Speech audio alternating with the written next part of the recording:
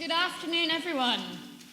I am not Jack. My name's Alice Stevenson. I teach museum studies at UCL, one of Jack's colleagues, but I'm here to introduce the speaker this afternoon. Author and zoologist Jack Ashby is currently the manager of the Grant Museum of Zoology at University College London.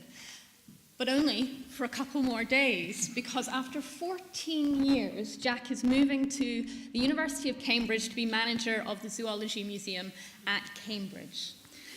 When he's not doing all of those things, he's trustee of the Natural Sciences Collection Association and the Society for the History of Natural History, and you'll see him in blogs, in the newspaper, regularly writing around and commenting on natural history museums in all their glory. And in fact, one of his most recent pieces of writing, a little plug here, and there are copies for sale, I believe, at the end, is Animal Kingdom, A Natural History in 100 Objects, a book that looks at the diversity of the animal kingdom, that explores mechanisms of evolution, and my own personal favorite bit, giving insight into the behind-the-scenes activities of a museum of natural history. And that book is the basis for the talk that you'll hear today. His main zoological interest is in the mammals of Australia, and he spends a couple of months a year doing ecological fieldwork. But he's here in the UK, and he will be here on stage just now. So less from me and more from Jack. Thank you very much.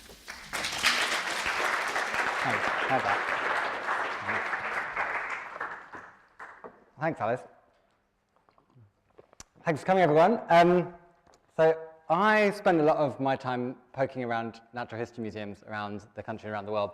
And what I've found there is basis for the book that Alice mentioned, but also a basis for a lot of thinking that I do about how natural history museums behave as windows onto the world of nature, and that how natural history museums act as a means to talk about nature and to display nature and to convey nature to the outside world.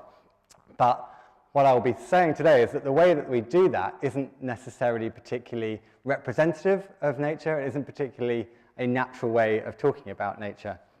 I'm not going to, it's not, I wouldn't say any of these things are, well, not all of these things are a criticism, but more of a critique. I've spent my adult life working in natural history museums. I absolutely love them. I think they're wonderful. This isn't a chance for me to put down natural history museums, but what I really hope is that what I say today will give people a chance to think about, when they visit natural history museums, which I recommend you do, when they visit natural history museums, to start thinking about why are these things on display and not something else? Why has the museum said this thing about the objects here, or why has it chosen to not say other things, and why has it displayed them in the way they do? That's my hope here, because natural history museums or all museums are not scientific necessarily. They're not apolitical, and they are the consequence of the society and the politics and the cultures that they're embedded in. And as such, they are quite interesting places, but as I say, not necessarily scientific. They're full of objects, and that's really what I'm going to be talking about. This is where I work. This is the Grant Museum of Zoology at UCL, just the other side of Regent's Park and left a bit.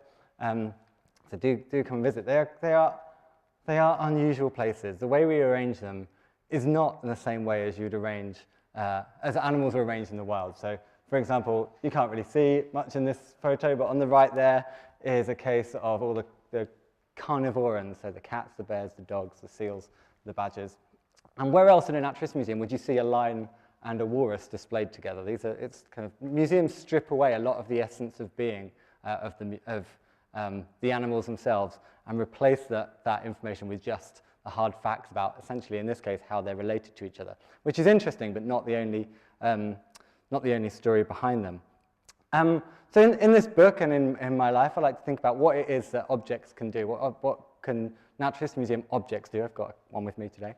And what can they tell us? And as Alice said, I spend a couple of months a year on field work in Australia, and I think that the research in the wild with live animals is one pillar of natural history which tells us something very, very different to natural history in the museum with dead animals. So I can learn, I work with Tasmanian devils, I've seen many more Tasmanian devils in the wild alive than I have in museum collections, which is a good thing, I imagine.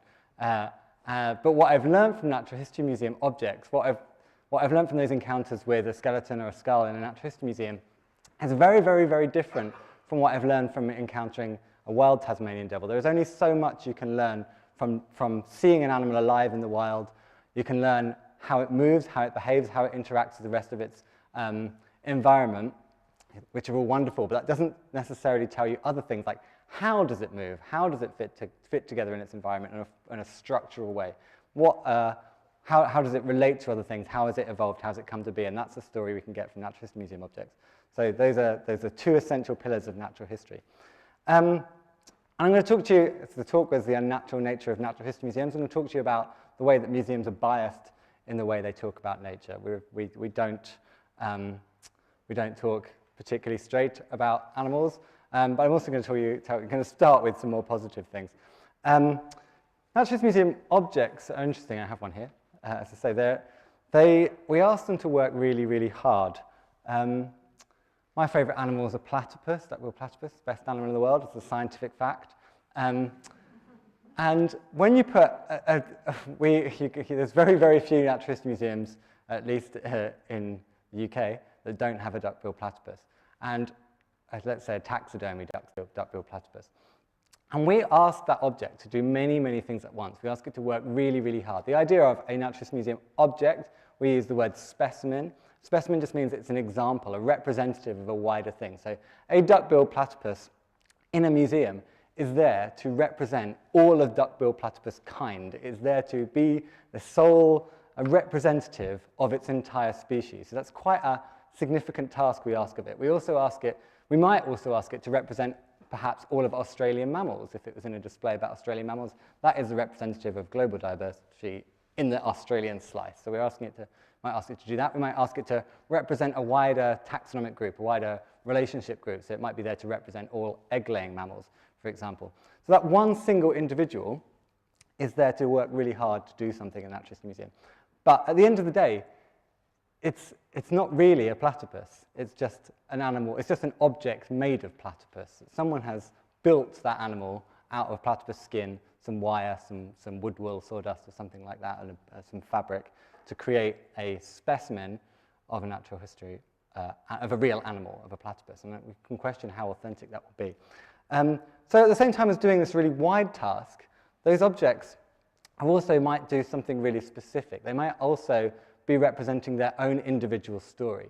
And Natural History Museum objects, all museum objects, tell a story of the time that they were collected, the person that collected them, and the way that they were then treated in their own individual history. So they've got this really wide role and the specific role. And when we start looking at these objects and the way that they've been produced and turned into a museum object, it will tell us something about the time that they were collected and the ecosystem that they looked at. We could chemically analyze them and say, what were they eating, therefore what was the environment like at the time at a chemical level. Tell us about the human culture that collected them, so the politics of how did they get from, in platypus case, from Australia to here, and what does that tell us about it.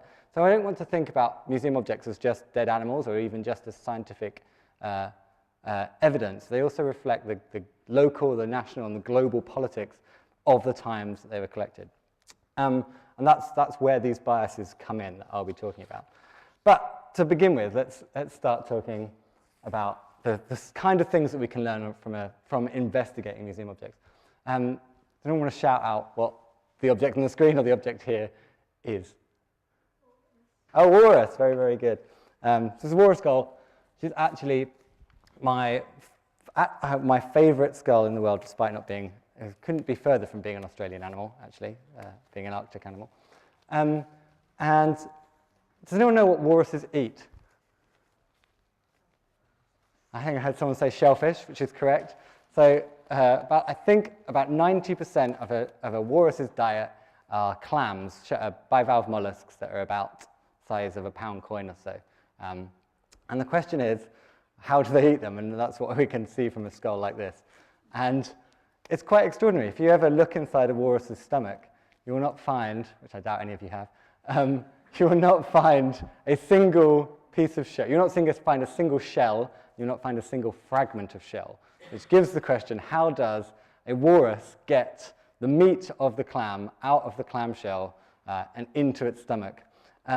We might start by looking at its teeth and saying, is it chewing the shells and then having some magical way of, well, not magical way, but very nifty way of getting the meat, spitting the shells out and getting the meat in.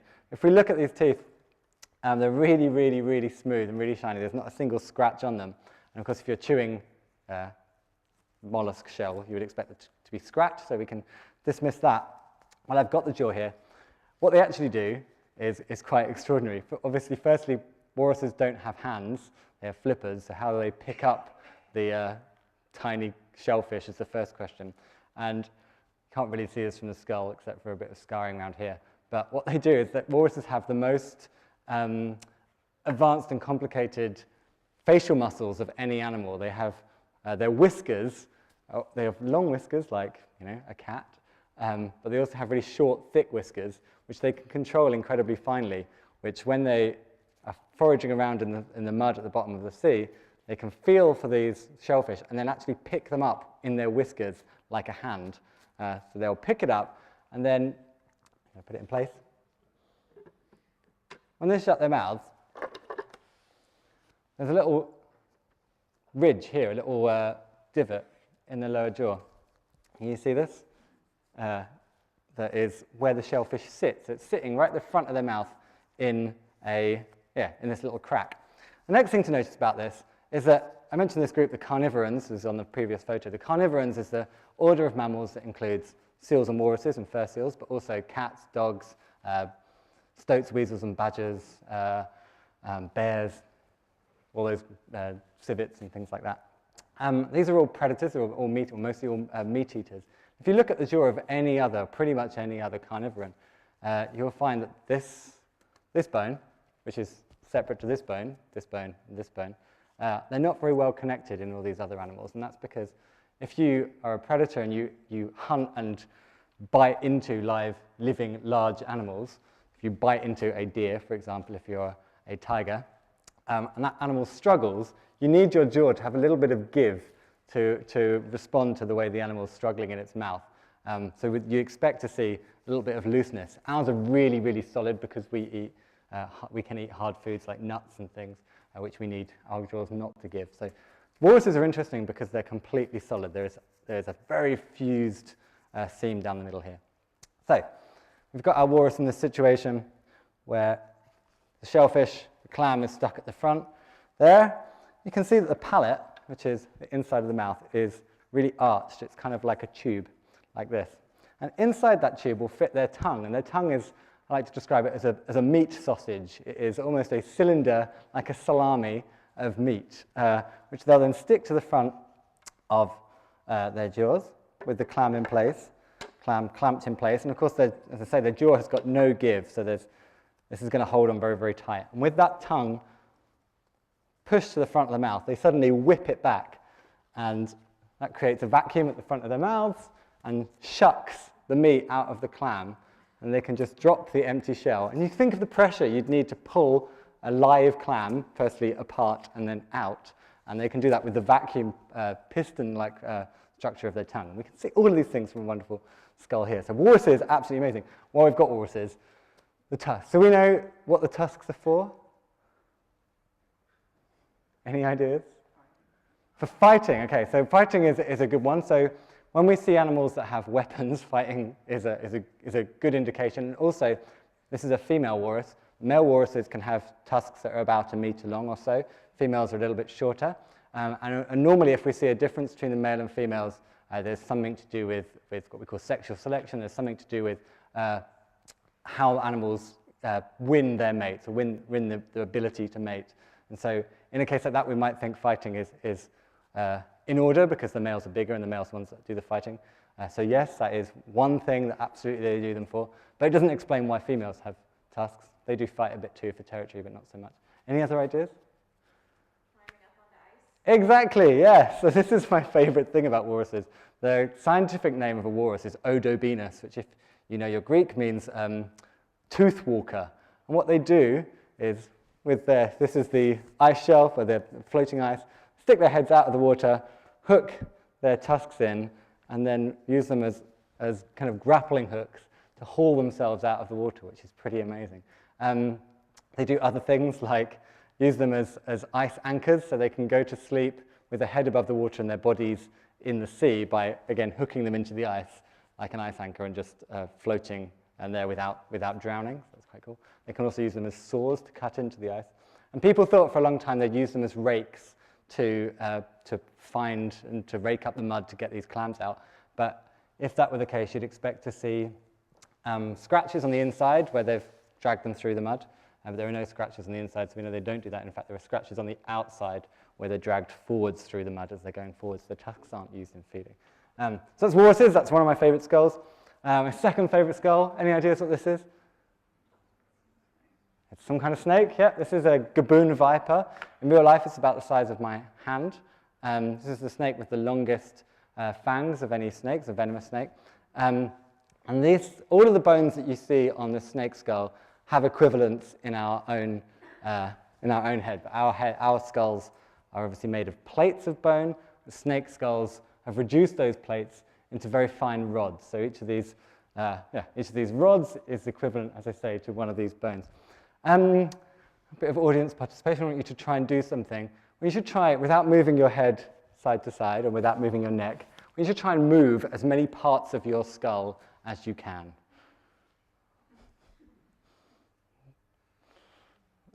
Not a lot of movement going on. I don't know how hard you're trying, but the only thing we can do is we can move it about 5 to 7 millimeters left or right of center, like this.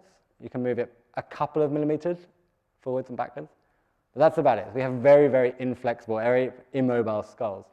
Snakes have got incredibly mobile skulls. So we can only move at our jaw joint. We can move up and down, obviously. We can move at our jaw joint, which incidentally is actually the equivalent of this joint at the front of the skull, because all of these bones make up our inner ear, our middle ear bones, sorry, which is pretty cool. But yeah, the ones with the teeth at the front are the equivalent of ours. But snakes can actually move their skulls, or can hinge their skulls. As I say, we have one hinge on either side. They've got 8 hinges on either side. So they have a hinge. No, wrong way. They have a hinge. That's the kind of functional equivalent to our one. There's another one here. There's another one here. Another one here. Another one here. And there's another 2 on top. And what that does is, and also we talked about this, the mandibular symphysis. That's what this bone, this joint in the middle of the skull is called. Snakes don't really have one. It's not connected at all. There's a gap where there's some cartilage. So with all of this flexibility, it means that their brain case, so this section here contains the brain, a little rod up on top. They can swing their mouths round so that their mouths become bigger than their heads. And it becomes a kind of full circle almost, with just that brain case sitting on the top. That allows them to eat. Obviously, they don't have hands and they don't have biting teeth, so they can't cut anything up and they can't place it in. So that's how snakes eat very large animals.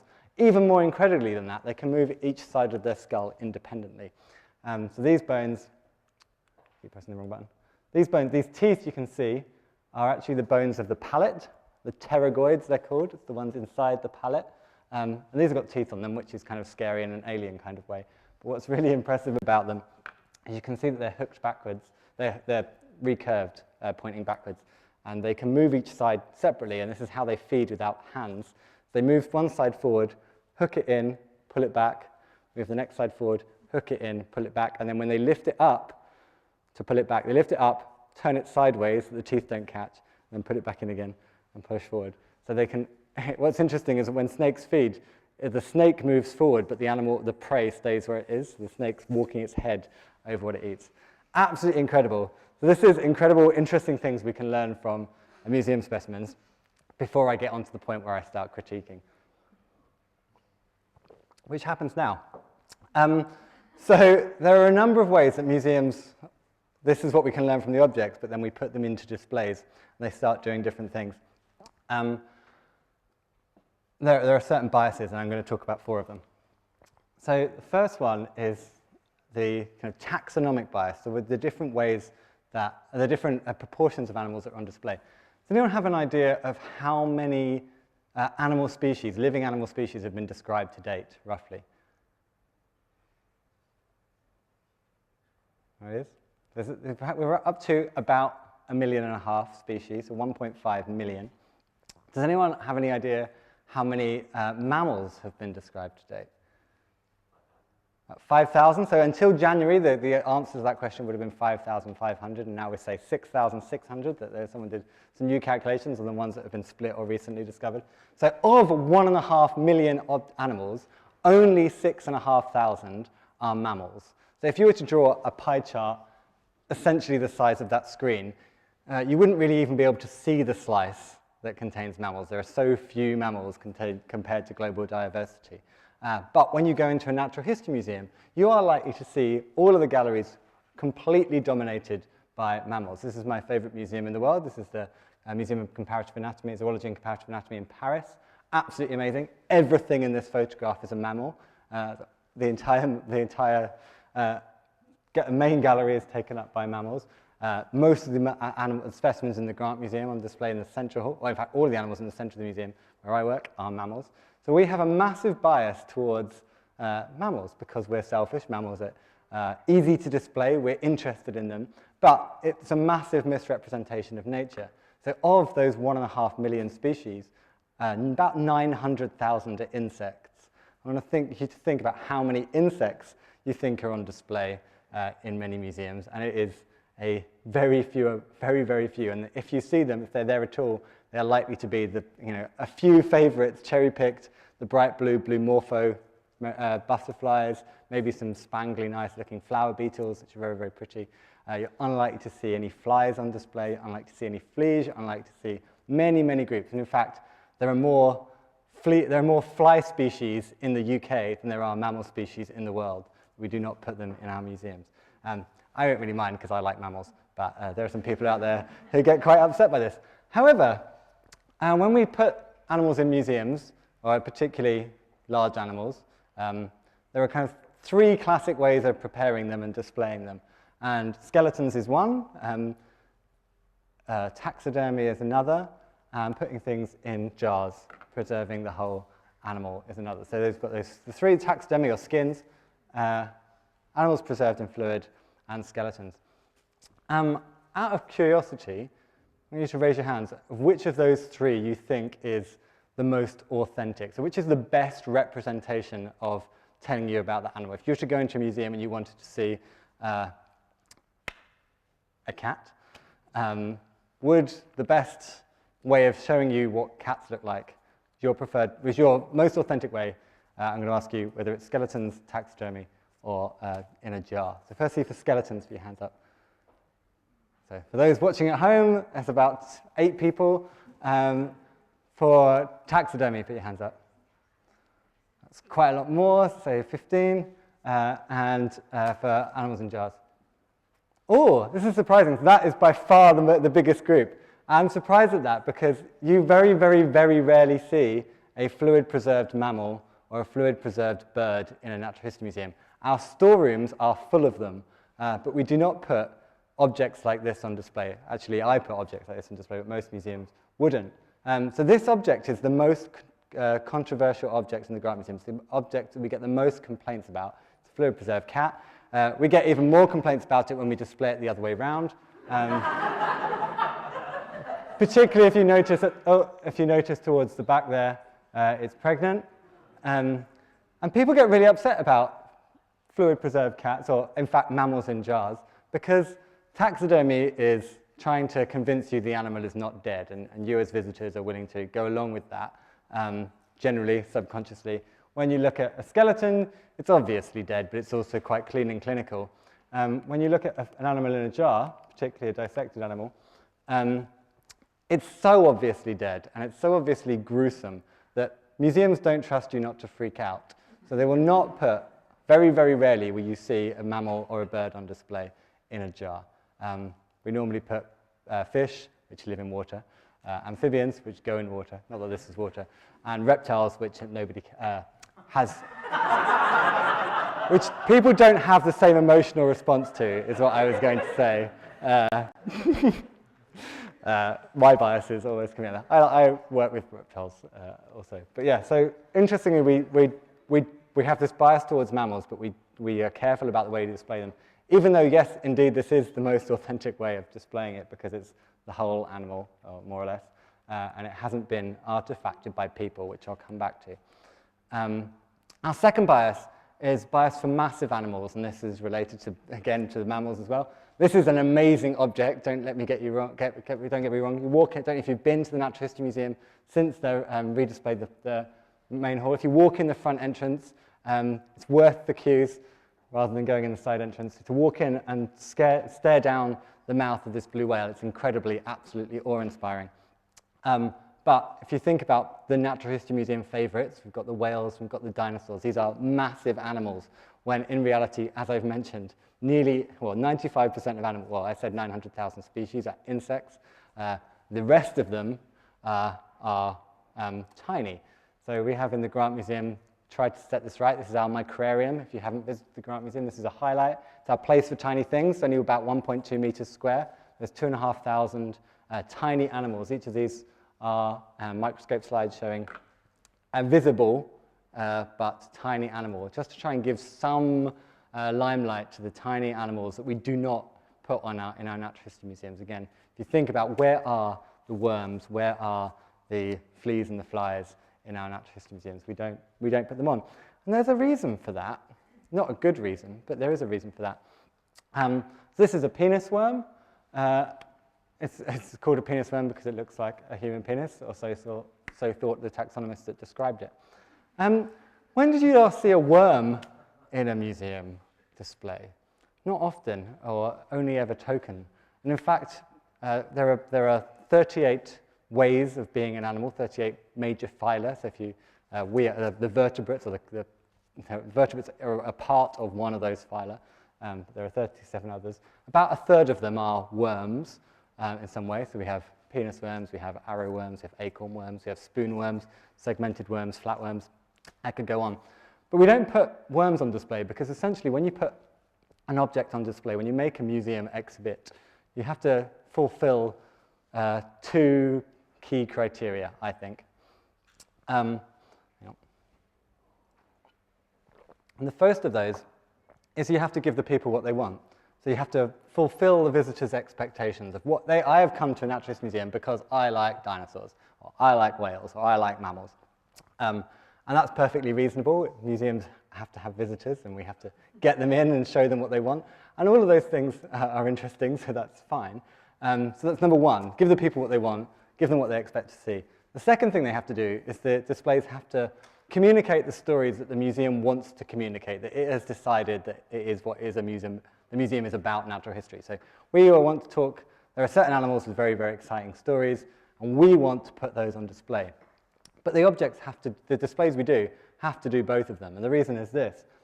If you were to put this object on display, the penis worm itself is about 3 centimeters long.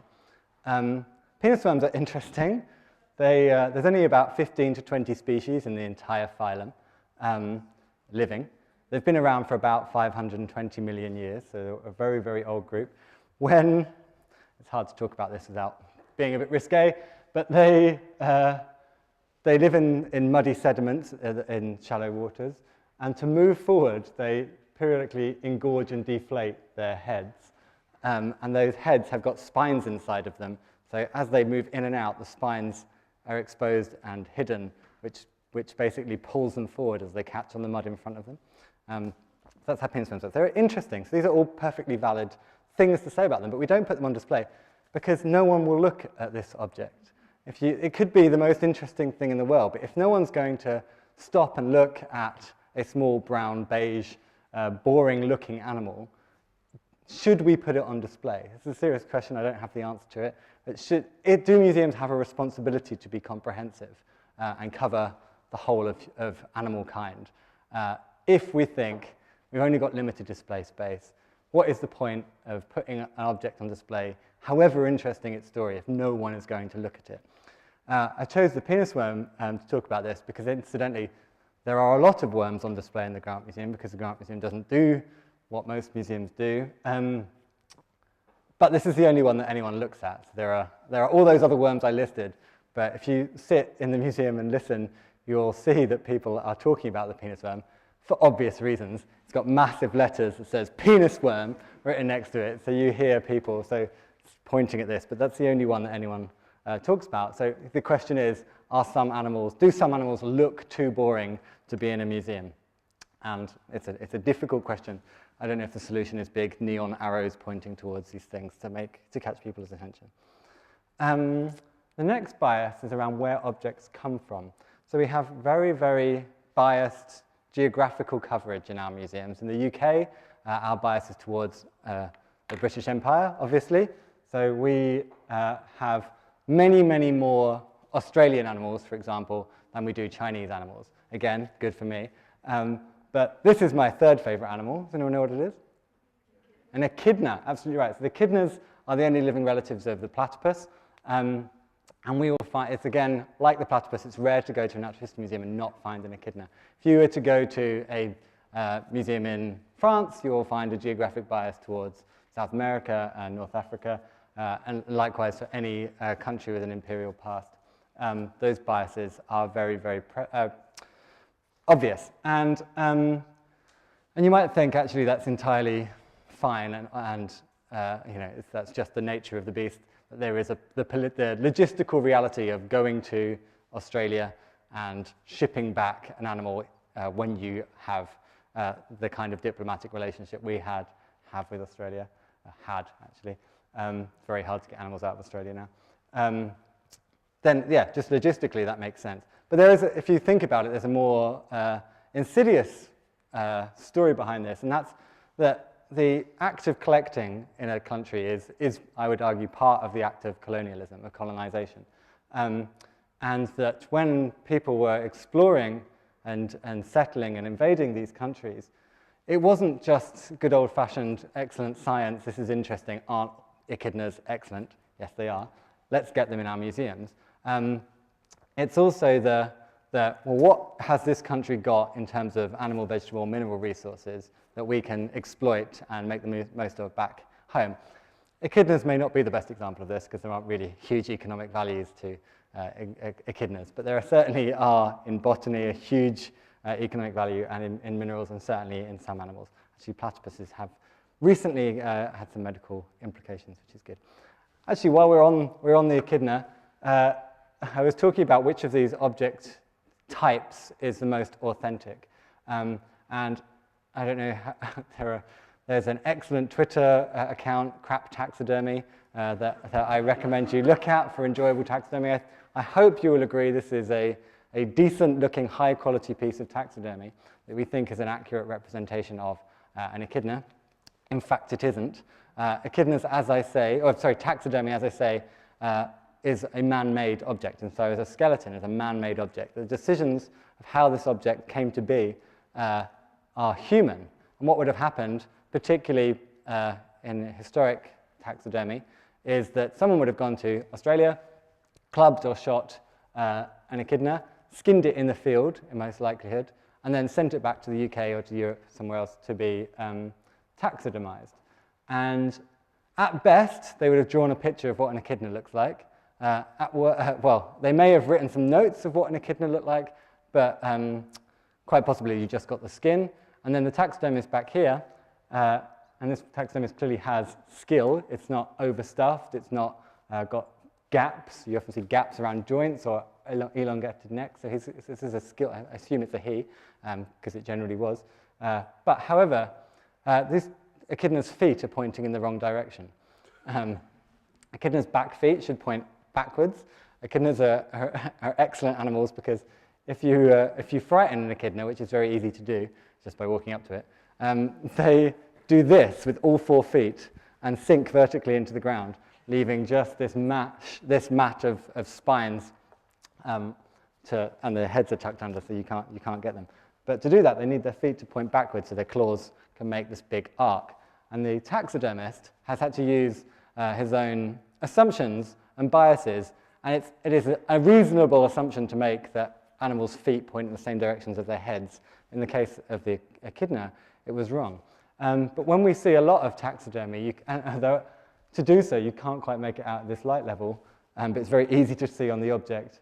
The echidna's ankles have actually been ripped, where he's turned the skin 180 degrees, and it's an impossible anatomical arrangement.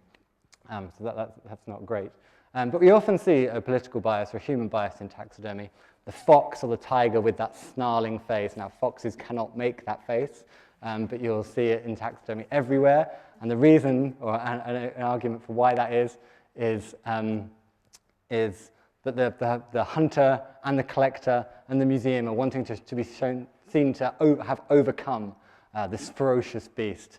And we're putting this fearsome, nasty creature in its place in a museum.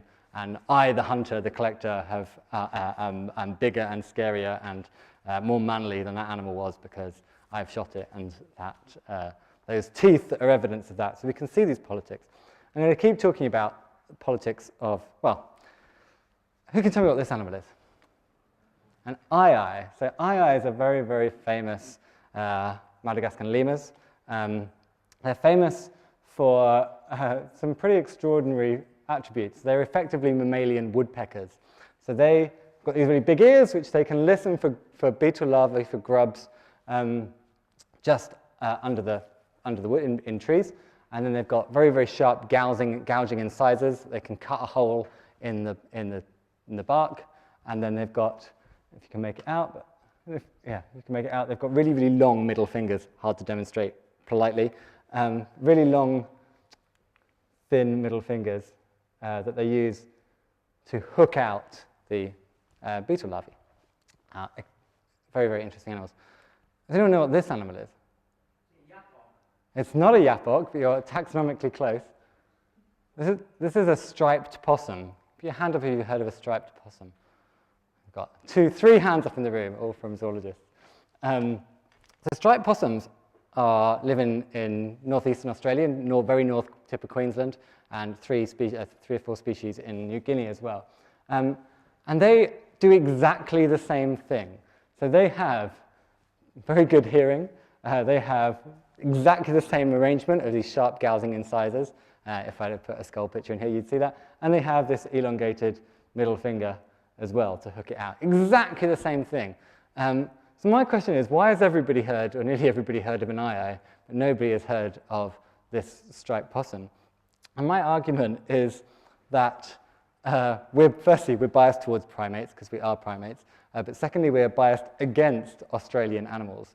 How many times have you heard or read that platypuses, echidnas, and also marsupials are primitive? I think this is a popular idea in kind of the zoological popular zeitgeist. Firstly, it's impossible for a living animal to be primitive. All animals are evolved, as evolved as any other thing. Firstly, these are mammals, so if you were to go along with the idea of some animals being primitive or not, they can't be that primitive. That's not really a good argument. The argument doesn't stand up to scrutiny. But the way that we talk about Australian animals is often pejorative. You know, everything will kill you, is what you're told. That's a way of... and actually, striped possums are believed to be this striking black and white because they have noxious chemical defenses, which is interesting. But yeah. So the idea of things being dangerous is pejorative. And if you even, like the way we talk about them taxonomically, so the taxonomic name for marsupials is Metatheria, which means half beasts, whereas our own group, the placental mammals, are the Eutheria, or true beasts. And I think this all contributes to kind of late 18th century zoology, when Captain Cook in 1770 landed not far from where these guys live, actually almost exactly where these guys live, and started to talk about Australian animals in a very pejorative way. The first settlers went on to talk about the first European settlers in the First Fleet started to say that Australian animals, marsupials, were against the laws of nature.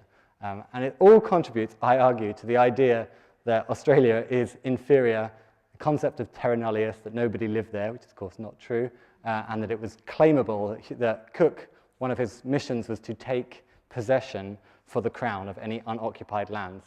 I think the way we talk about our animals contributes to that idea, which obviously he took possession of an occupied land. in Australia. So the empire and politics. The next one, final one, is about the sex bias in museums. That when you go to a natural history museum, particularly for birds and mammals, you will find that there is a far, far greater number of males on display than females. And in fact, except for, as far as I can tell, this specimen here, and maybe the baby, all of the objects in this display are males. And it's not too hard to think why that might be. And that's that when animals, and the males and females of a species are different, particularly in mammals and birds, it's typical that the male is the more impressive one. So the male is the one with the massive horns, or the big antlers, or the big tusks, or the fancy plumage. A female, by comparison, in birds particularly, is more likely to be drab and brown, or antlerless or hornless, or at least in the case of many antelope, smaller horns. And that means that if you're a collector, you are more likely to want to go and shoot the more impressive thing, firstly because you're easier to sell it to a museum, but then when it comes to the museum, museums are more likely to display it. So we can, and in fact, a colleague of mine is currently at Leeds City Museum, Rebecca Matchin, did a study of a typical natural history gallery and found that, check my numbers, 29% of the mammals on display were female, and 23% of the birds on display were female. So there's a huge numerical bias in our natural history displays. And again, as I say, you might excuse that as a historical bias of the collecting. That's also the reality of the collections behind the stores. There's a male bias because of those collectors. But actually, the way we then display and talk about these animals in the displays are biased as well. So she found that when males and females are in a case alongside each other, the males were more than likely to be higher in the case, looking down on the females, which is an interesting, presumably subconscious curatorial decision. Again, we can say all these displays are old. That's not how we think now. But even in modern interpretation, and even what was written in modern displays, there was a difference in how museums spoke about males and female animals. And the male animals would have very generic natural history object labels. So this animal lives here, it eats this, it has this interesting adaptation where it can walk on its teeth. By contrast, the females would be interpreted in, only in relation, or nearly exclusively in relation, to their ability to produce young. Now, so the females are depicted as mothers, the males are depicted as otherwise broadly interesting, when of course the males also have children, in most cases, and the females also eat and move and have evolved from other things. And so but those generic facts weren't applied to the females. And you might question, when a visitor goes into a museum and is given this kind of information about sex roles in the natural world, what impression that leaves us with. So yes, we see many, many more males on display. But interestingly, we don't see all of the males. Can anyone spot anything unusual about this skeleton? Other than the tail in front. Penis bone, thank you. So this is one of the very few examples I've ever seen of a skeleton with its penis bone attached. Now, most mammals have penis bones. The two biggest groups of mammals, the rodents and the bats, have penis bones. So do most of the primates. We don't. And the shrews, moles, hedgehogs, and the carnivores. This is a cacomissal, which is an American raccoon, South American raccoon. The penis bone doesn't actually articulate with any of the other skeletons. So it is easy to lose a penis bone when you're skinning an animal, because you generally start by circling the genitalia and skinning up the belly. So because it's not attached to the rest of the skeleton, it's easy to lose it. Nonetheless, there is a common curatorial practice, at least historically, but I would say still today, to remove the penis bone. So you go to a natural history museum stores, and you'll find drawers and drawers and drawers of penis bones. I have one here. This is the penis bone of a walrus. This is the largest penis bone. They're also called bacula, baculum singular, of a penis bone. This is the body end. This is the other end. And no one really knows why they have them. It's presumed to be about increasing stamina and just increasing the likelihood of successful insemination. But curators again don't trust you not to freak out, so they remove the penis bones, and also the few animals that have clitoris bones are typically removed as well, which is, like, museums are supposed to be scientific, you would think, so deliberately removing part of their anatomy just in case the visitors freak out is an interesting scientific thing to talk about. I have one more. I'm not going to talk about that. So all of these stories, as I mentioned, are in this book, which I do have a few copies that I'll be outside. Afterwards, they are £20, and I have a card reader with me. But this is,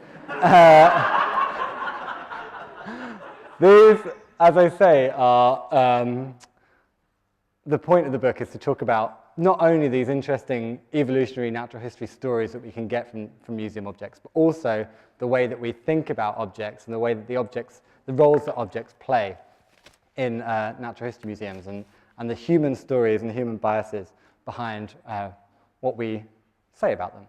And I will finish there. Thank you.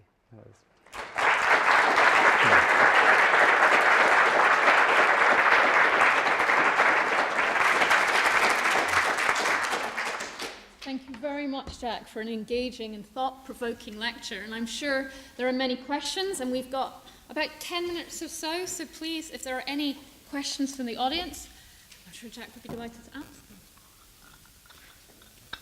them. I think there's roving mics so people online can hear.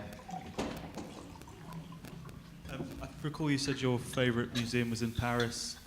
What's your least favourite natural history museum? Oh! I don't know if I have an answer to that. I don't remember going to a natural history museum and thinking, wow, this is terrible. Have you been to the Creation Museum? No. Probably that. Yeah.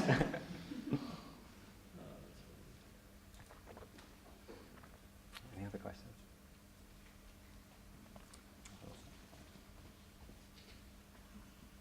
Hello. I've been to the museum in Cambridge, and they have an iguanodon where they broke the spine to make it stand up and be scary like a dinosaur, and it really was walked around on 4 feet. Is that the museum you're going to go to? No, that's the Sedgwick Museum, so that's the Earth Science Museum opposite. But that's a good example of what you absolutely. said. So dinosaurs, the iguanodon was one of the first dinosaurs to be described, and a number of mistakes were made with it.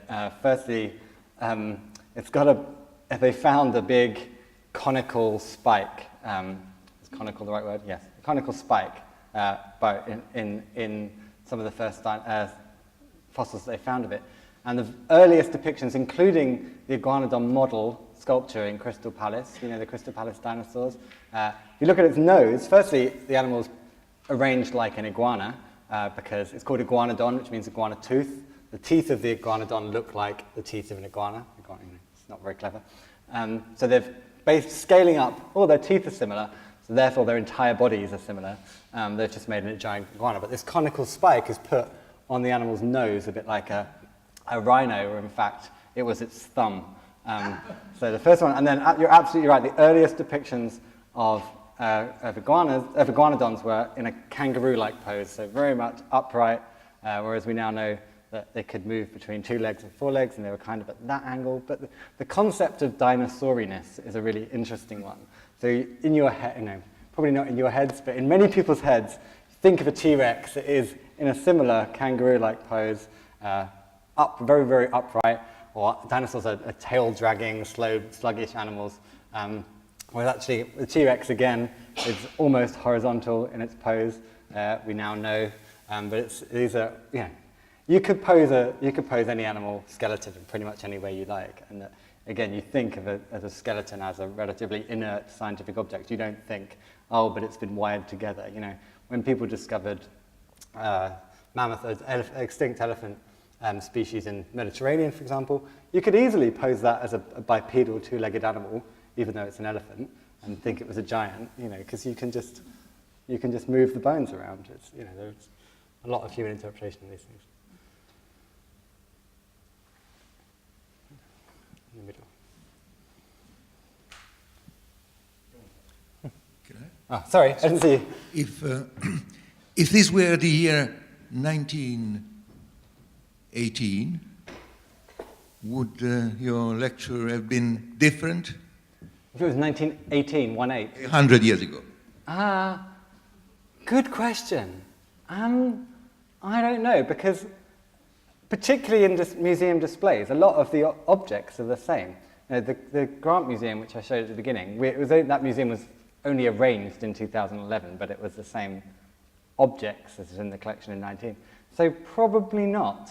And actually, what I think is interesting about these taxidermy issues is that so much, and what I didn't say, which I meant to say, that is if you go to any museum and see an echidna, which I look out for this, and please, when you see an echidna in a museum, tweet me a picture of it, that there are more than half of echidnas are posed wrong. And so we choose, as museum people, to still put these objects on display. Most people in the world have never seen an echidna, and their only interaction with an echidna is in a museum. But we choose to say it's fine that this is an incorrect animal. We are teaching people the wrong thing deliberately, consciously, I would say, but without choosing to do anything about it. So I suspect the museums would look the same, or the objects that we put on display would look the same, because they've still been there. But, the idea behind the museum, has it changed? David Attenborough has ever passed through this sort of thing, television, modeling, animation, nothing of this has happened yet. Yeah, absolutely. But the museums museums have many roles, but for the public side of the museum, I would say hasn't changed that much. It's got a lot more conversational rather than very didactic, this is a fact, but perhaps less so in science, natural history museums and in other places. But we still ask people to come and look at and read about and see the same objects. So, yeah, they obviously didn't have data after 100 years ago, but I don't know if that means the museum would have changed. Interesting question. Yeah, how much collecting and taxidermy and things like that still goes on in natural history museums, because they're pretty full? They are pretty full, absolutely. So a few research museums still collect. So your museums typically don't collect for very, very rarely will museums collect for display. But there are a handful of museums in this country that have significant research profiles. So all of the national museums in South Kensington, Edinburgh, Cardiff, Dublin, Belfast, all collect, and also Oxford and Cambridge have a research staff. So they will still be amassing objects for research. However, when they go out and do that, unlike pre-1992 when the legislation came in, they will always do it with a partner organization in the host country that they're with. And typically, it will be a team comprised of the host nation scientists and UK scientists, and then they'll either split the collection, or all of the collection will actually end up staying as belonging to the host nation, and they'll just lend things in. But yeah, collection for display really doesn't happen, except when they die in zoos, when we can get them that way.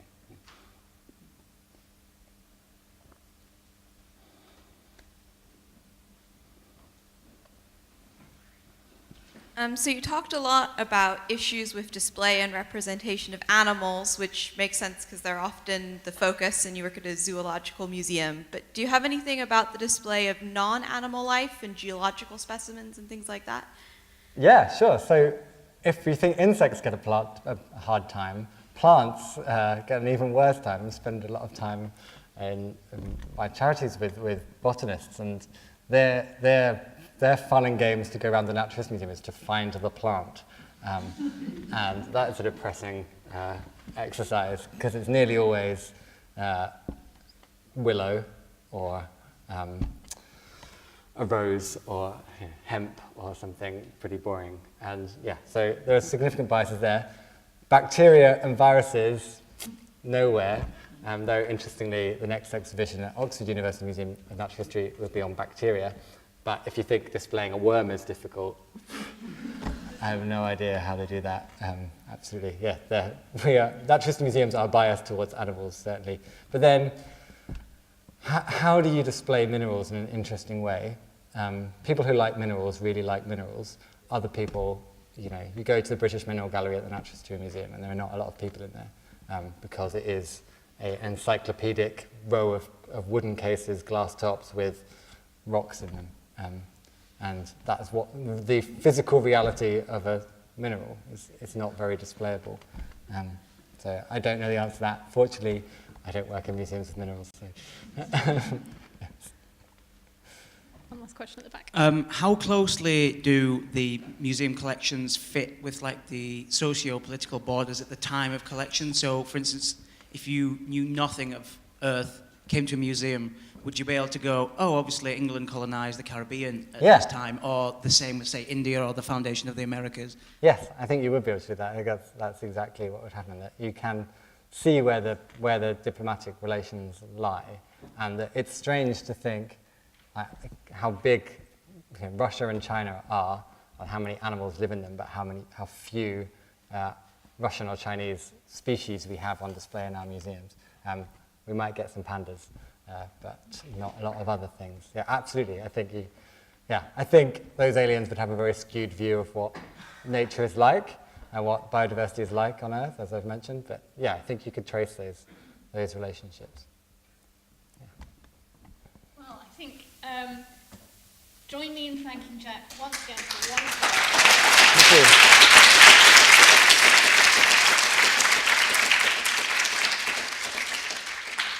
And as he says, Jack will be at the front with his card reader and probably happy to answer questions there as well. So thank you very much for coming along today.